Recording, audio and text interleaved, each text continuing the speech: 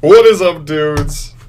Just lady dudes, okay. Welcome back to Just Nuts, guys. Today we're doing a deck profile update for Plunder Patrol. This is a classic one. It's like not old enough to be a classic, but god damn it, we're pretty much already have it as a classic. Like, so many people love this archetype, I included. It has such cool interactions. It works so uniquely, so different than any other deck in the game, and I love it. Okay, so yeah, I don't want to waste too much time. Let's just jump right into the deck. So first things first is, like, you have the monster lineup, okay? I'm going to explain something here because we've got 3 Whitebeard, 3 Redbeard, 3 Golden Hair, and 3 Bluebeard, okay?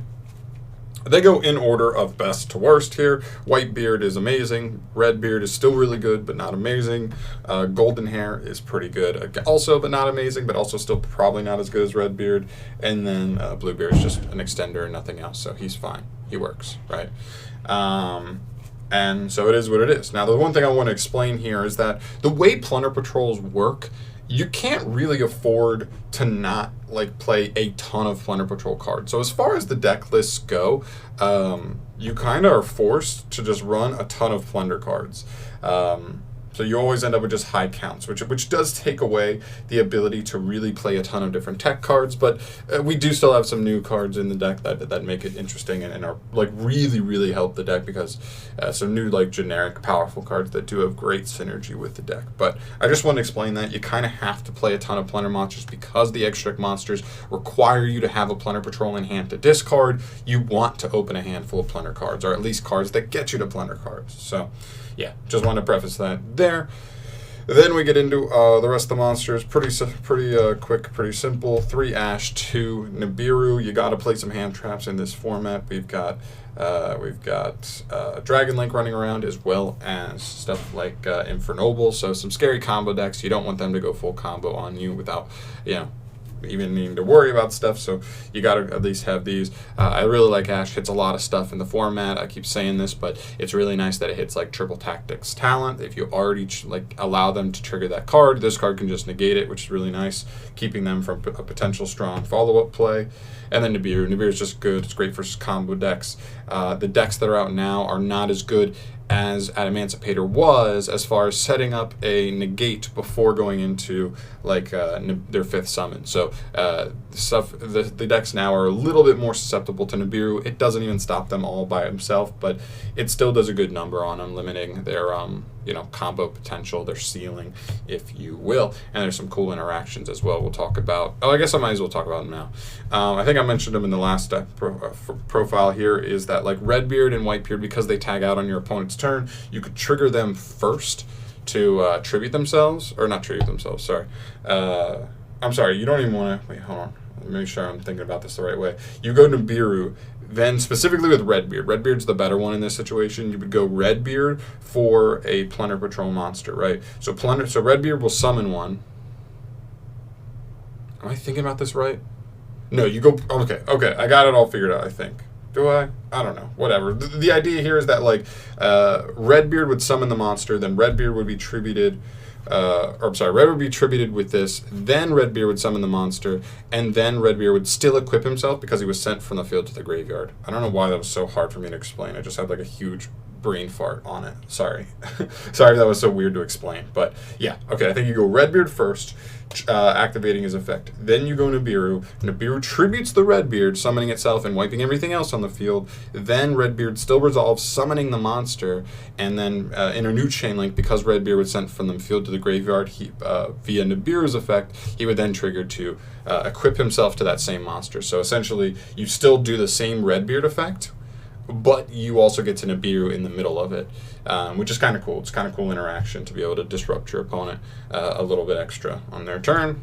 And that's it for the monsters. So for the spells, you've got to play the mandatory stuff. 4 copies of Shipyard. Like, outside of Whitebeard, this is the best starter in the deck. It's amazing.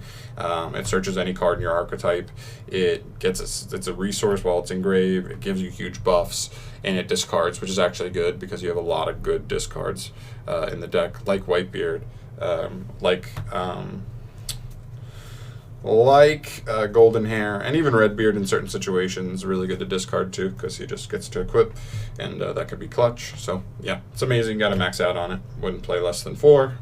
For the rest of the Plunder spells, we're on 3 copies of Ship. That's what I call it, but it's a Plunder Patrol Ship Shipping. Oh my god, I need to drink some water after saying that. Alright, it's a really cool card, particularly now, even more than the last list. I highly recommend maxing out on this card because you have, I think, 15 cards in the deck right now that discard to do something, and so this card is really like the best discard in your deck because it can banish yourself from grave to equip an emblem straight from the deck to a Plunder Patrol you control, and then emblem will allow you to tag into any of your ships that you need at any given moment, which is all super huge, all super clutch, and all really important. So yeah, just gotta play it. I mean, they're just great. They're great, and they're Plunder cards, like worst case scenario. So even if they are kind of bricky in the hand you have, as long as you just save them as the last card in your hand, boom, they're your discard for whatever Plunder disruption you have. So it still works. All right, and then for like the only card I don't have for the main deck is Forbidden Droplet. This card is an absolute must if you want to play this deck at the highest level. I know this card is not budget, although the rest of the deck is pretty budget. This is it, man. This card is so nasty. It helps you beat Dragoon. Otherwise, this deck like literally doesn't have Dragoon. Scary. And yeah, it's really good. So like I said, you have so many good discards. Like literally going through the good discards, you've got 3 Bluebeard. He is a good discard. Golden Hair, particularly one of the better discards. Redbeard, a good discard. Whitebeard, the best discard, as well as Shipping. So right there was just 15 cards that are all pretty good discards in the deck, and this deck's really good. And you also, just the fact that like the way the deck works is you just end up with equip spells. So like you could just send the equip spells. You still save your monster. Yes, you take away their ability to have quick effects, but you know, sometimes for the negate of this, like it could be easily worth, for sure. And so gotta play this at 3 if you want to play this deck at the highest level. It's just really expensive right now, so I don't have it yet, but yeah, trust me, this is the way to go. Then for the rest of the spells, we're on 2 copies of Pot of Desires, 1 copy of Upstart Goblin, 1 copy of Salvage, and 1 copy of Called by the Grave. So kind of weird spell lineup. Obviously there's a lot of mixing around and playing with ratios you could do here. Some people really like 3 Desires. That's up to you, honestly. Like, I just don't love triple Desires. I don't fancy myself a lucky fellow when it comes to dueling, so I very commonly will like Desires into Desires, and that always feels like just such a pile of suck. Upstart Goblin, like that kind of, like if you just didn't want to play Upstart, you could just play the 3rd Desires, like up to you. And then I like Salvage. It's honestly been pretty good for me, but playing it at 2, sometimes you can see it a little more often when you can't even like get your engine going enough to put like enough waters engraved that like make this card good. But in my experience, when I do draw it at just like 1 copy, it's been pretty good. And then Called, this is pretty self-explanatory. Your disruptions are all ashable because it's all one effect to disrupt your opponent and then add a Plunder Patrol card from deck to hand that all the monsters do in the extra deck. So it's very good, very important to be able to stop Ash if you can. Sucks that this went to 2 or to 1. It would have been, obviously, it was a really good card in the deck, almost a must-have 3 of in my opinion, just because Ash is always around, and getting Ash in this deck is like the worst. Like Ash is like the best hand trap versus this deck. So yeah, that's it for the spells. And then for the traps, pretty simple here. We're not messing around. Plunder Patrol Booty, Infinite Impermanence, pair the Impermanence with the other 5 hand traps we have, and you know, 8 hand traps in the main, not too shabby. I don't think hand traps are at like a 15 in the main deck premium like they were last format, like before the ban list, but you do still worry that like the 2 best decks being you know, Dragon Link and Infernobles, arguably, you are still scared, so you still want to be ready for those combo decks. And then Booty's like the best Plunder card. This card's amazing, seriously. You just get to reborn a free Plunder every single turn, and even if you're playing a deck that doesn't particularly use like darks or lights, you can still like change their attributes to kind of make your extra deck work a little bit better, your engine work a little bit better, because the deck is inherently reliant on like the kind of cards your opponent's playing. So that's very, very nice. That's it. 40 cards in the main. You know how I do. You know how we do. We'd like to keep it 40, like to keep it consistent if we can. Technically 39, because you do play the Upstart, which I don't even play all that often in a lot of decks. But yeah, in this deck we are. All right, then we get to the extra, starting off with the Plunder Monsters 3, Blackbeard. I really like this card. You got to play this at least 2. It's a really good card. I think like 2 comes up pretty often. 3 doesn't come up all the time, but it's one of those things like I'd rather have it for those rare situations to be able to grind than not. And like he particularly comes up more often when you do play those matchups that don't play lights or darks, because those are the best as far as your disruptive Plunder monsters go. So just being able to go into him can help you like tag into stuff a little bit better in those matchups, just because like I think it's Emblem that only requires you to have it's either player's field or graveyard. So you could if you just put any Plunder in grave, you would be able to at least sum out the Bluebeard just fine, or the Blackbeard, I mean. So yeah, it's really, really good. Then for the rest, pretty self-explanatory. 2 lists, 2 Moark, 2 Bran. I would consider playing a 3rd Moark or a 3rd list, just because like in the really grindy games they could come up, but 2 and 2 seems pretty good.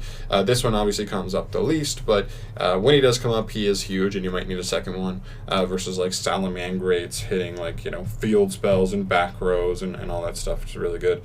And then Moark is awesome. I love Moark. I think Moark's probably my favorite one, even though I think List is probably generically the best one. I just think Dark's a little bit more common than Light, so this comes up a little bit more, and just the quick banish is really nasty. So right there, that's it for the Plunder monsters, which takes us into our generic stuff. 1 Salamangrate Almirage. If you don't know, this is like important just for a 1.5 card play off of Golden Hair. You just go normal summon, link her off for Almirage, then you can discard any card to summon her back, and then you just link into Blackbeard. So 1.5 card goes straight into Blackbeard. It's pretty good. 1 copy of Bahamut and Toad. 1 copy of Abyss Dweller, because the deck can make it, and it'll give every monster in your deck the 500 attack buff, which is also pretty cool. And this is the only other card I don't have right now, which is the Adamancipator Risen Dragite. I could have got one, but it's not even expensive. It's like the only card. Like I'm not gonna get the Droplet, but this was the only card. So Dragite, it's a cool card. Specifically, it's just a spell and trap negate, but also you can use its effect on field technically, because I'm playing Nibiru. If you're playing Nibiru, you can activate it, because all you have to do, I believe, is excavate any rock monster, and then you'd be able to non-targeting like bounce monsters on the field. So actually I think it's any card on the field. Yeah, it is card, which is pretty cool. So like even after siding, if you play the 3rd Nibiru and you like sided like the 3rd Nibiru in, you technically have a 3 of that you could activate just as like a Hail Mary attempt, just to get extra value out of your Dragite, because why not, you know, at that point. But yeah, mainly he's just there to be a big body that's also a spell and trap negate. And then the last card I play is White Aura Whale. Most Plunder Patrol players know about this card. It's very cool. The coolest thing about it is on summon, he destroys destroy all of your opponent's attack position monsters. He can also attack twice, and I believe like the turn after it's destroyed, if this card is destroyed by an opponent's card, a battle or card effect, and sent to the graveyard, you can banish a water to special summon this card, and if you do, it's treated as a tuner. So it comes back. Your opponent can't add it by destruction, or it's just going to keep coming back. It gets to attack twice, 2 monsters per turn, and I think it deals piercing, right? Yeah, it deals piercing, and the coolest part about it is it triggers on summon. So if you were to like synchro into this with like anything else that triggers, so whether particularly it's looking like it would be Whitebeard or Bluebeard are the particular ones that trigger like when they're sent. As long as you made it with one of those, you could then actually chain block this. So even if they had a full board of, you know what I mean, like Boral Savage as well as Arc Light, they can only negate the last thing. So they can negate a Whitebeard, but you still wipe the board, and then you get 2 attacks on monsters with this, if for whatever they have left. Maybe they had something in defense mode, like the Arc Light could survive. And that's actually pretty good, and it can actually just like save you. It can be one of those weird scapegoats that allow you to like break a board or just come up in random situations to out super annoying things. Doesn't out Dragoon. This deck still struggles with Dragoon for sure, but at least for the main deck we have Nibiru, which if you can play it right, you can set up Nibiru to stop Dragoon. We have Impermanence to stop Verite Anaconda, and we also have the Forbidden Droplets, which can either negate the Dragoon or potentially, if you went first and had it set, negate the Berthe from even getting the Dragoon out. So it's pretty cool. It's a really cool deck, seriously, guys. If you haven't checked out Plunder Patrols yet, definitely give them a look. They're such a unique, cool archetype. They're a little bit hard to play. It's definitely a deck that you need to get used to. It definitely takes a little bit of practice. You probably won't be able to jump right in and do amazing with it, but once you learn it, it's very rewarding to get successful wins with this deck for sure. So check it out, definitely. But that's gonna do it for me here, guys. Thank you so much for watching. As always, as every deck profile I like to say, definitely throw your suggestions down below. I'm just one guy building these decks, giving you guys what I think is a good way to play these decks. But definitely throw your suggestions down below. I'm always trying to improve these decks and stuff. But that's it. Thank you so much for watching. As always, subscribe to the channel if you want to see more deck profiles from me in the future. And I'll see you in the next one. Peace.